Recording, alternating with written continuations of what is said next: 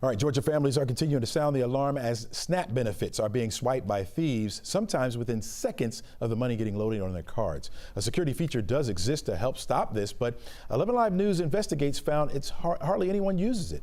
11Alive consumer investigator Liza Lucas is joining us now with a preview of what she uncovered here. And Liza, first of all, how are these benefits being stolen? Well, first off, good morning, Chesley. And we are talking about some high-tech theft here. Card skimming, card cloning, and in some cases, the transactions show the money was spent from hundreds of miles away. A lot of people saying New York, New Jersey, Pennsylvania, places that they were not when this money was spent. Now, Georgia is among the states that rolled out a security feature to protect these funds. It's basically an app that lets families lock or freeze their SNAP cards between purchases to block any type of unauthorized use. But when we checked, Chesley, only 6% of Georgia SNAP households are in fact using it.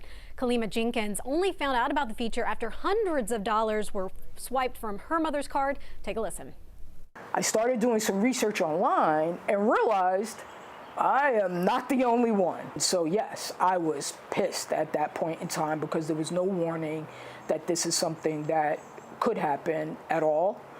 I went down to the SNAP office the next day, the very next morning, and essentially was told too bad.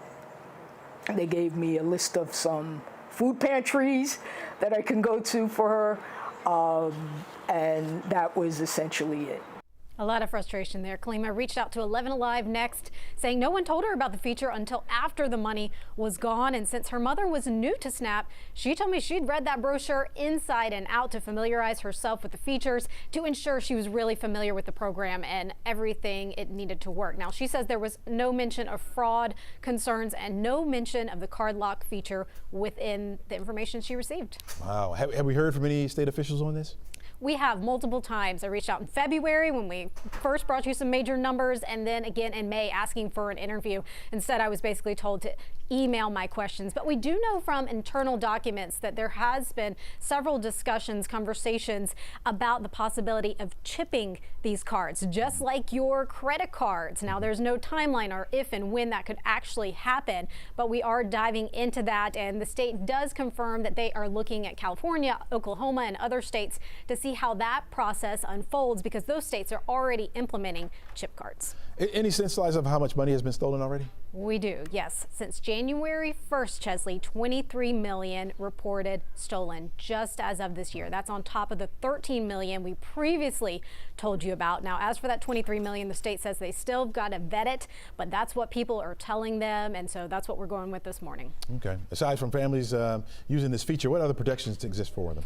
Well, the big conversation is around chipping cards. As I mentioned, your credit cards have it. It's been around for more than a decade. And then also mobile pay. We know that there's a pilot program with some other states that are looking at that, because really chipped cards, that's old technology at this point.